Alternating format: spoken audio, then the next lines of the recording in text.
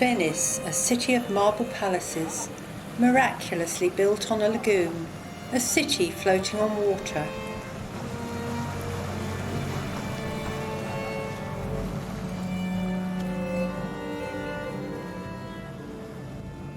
It is renowned for the beauty of its setting, known to many of us in the 18th century paintings by the artist Canaletto. This was a time when Venice was perhaps the most elegant and refined city in Europe, influencing art, architecture and literature.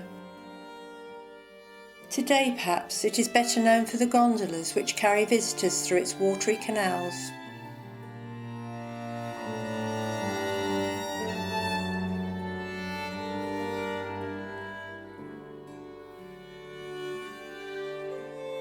Behind this beauty lives an ever-decreasing population of Venetians, mostly dependent on the throngs of tourists who visit the city all year round.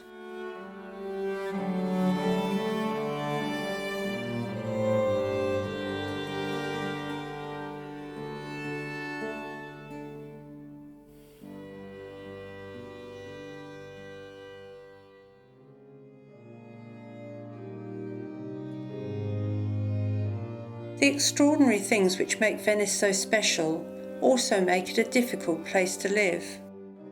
To find the local people, you have to cross the bridges and follow hidden passageways. You enter the Campiello, a small square where ostentatious palaces are replaced by modest blocks of houses, which lean toward one another in narrow courtyards. A new annual cycle of the readings of the Torah bring the inhabitants of the Jewish quarter out for a joyous and noisy celebration.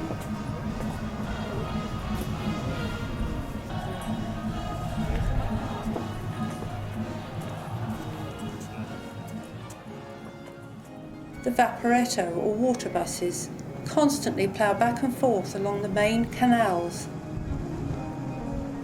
Early in the morning, work starts as the city prepares for another day.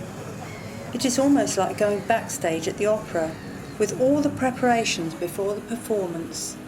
Deliveries to hotels, restaurants and tourist shops have to be made by boat, along with the fresh food for shops and markets.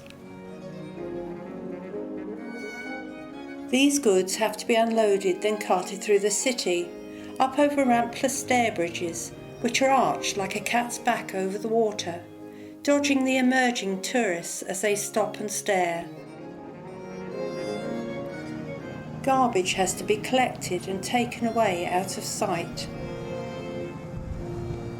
The water ambulance has to fight its way among the many gondolas taking tourists around the city. The beautiful old buildings are decaying, and repair work is constantly in progress.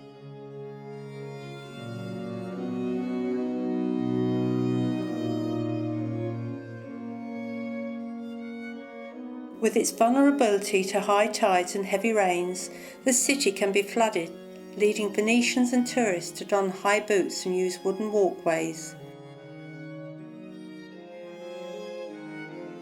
Venice is sinking. Some say up to a rate of almost 8 inches every century. Let us hope that an answer can be found before this wonderful city vanishes beneath the waters of the lagoon.